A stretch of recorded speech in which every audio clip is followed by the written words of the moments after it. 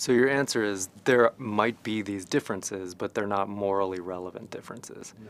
What's morally relevant is that these are beings who have certain kind of interests and preferences, and we're taking away the rights that attach to those interests and preferences. Do you want to speak in terms of rights, or? Well, yeah, you could speak in rights, but it's just this ability to, as I put it, a lot of people talk about animal rights. To me, I have a very simple definition for that. It's allowing all beings to live on their own terms. I mean, I want to live on my own terms as much as I can within this society, and but because of hierarchies that exist around me, I can't at all times.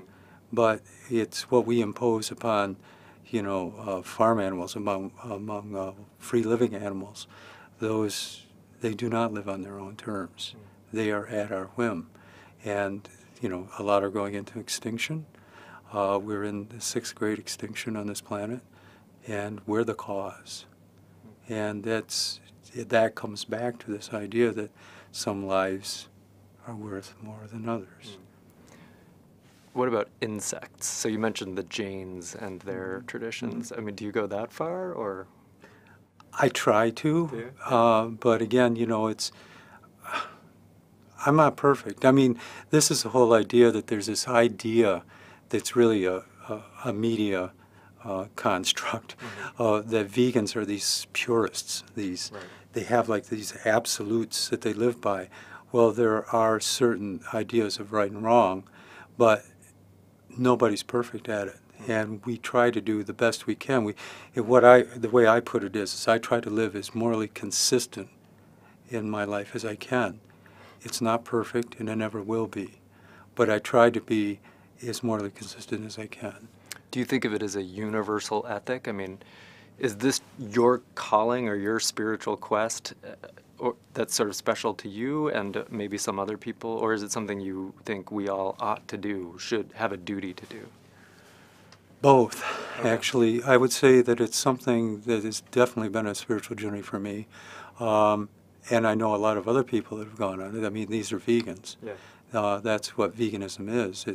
It's not a diet. It is a ethical and moral way of being in the world and trying to live ethically and morally consistently in the world. I think if we want a world of peace, I think so. I mean, if we're truly committed to peace, we don't abuse others, we don't exploit others, we don't hurt, harm, kill others. And, like the Eastern traditions understand this. Of course, they're not perfect at it either, and they've been at it an awfully long time. But, it's a striving for. So the short answer is, I, Harold Brown, don't like the Mark Bittman, Michael Pollan, Joel Salatin middle-of-the-road model because to kill is to harm, and to harm is wrong. Well, let's put it this way.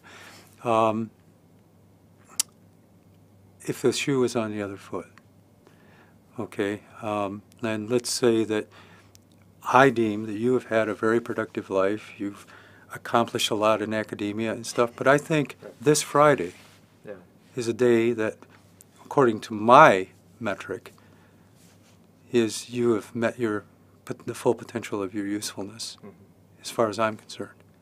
So you're going to have one bad day, and you'll die according to my prescription. Most humans would say, I don't like that. I wouldn't want that to happen to me or to anybody I know. But it comes back to this idea of what's humane. According to Webster's New American Collegiate Dictionary, the definition for humane is framed by 3 words. It's framed by the 3 words are kindness, compassion, and mercy.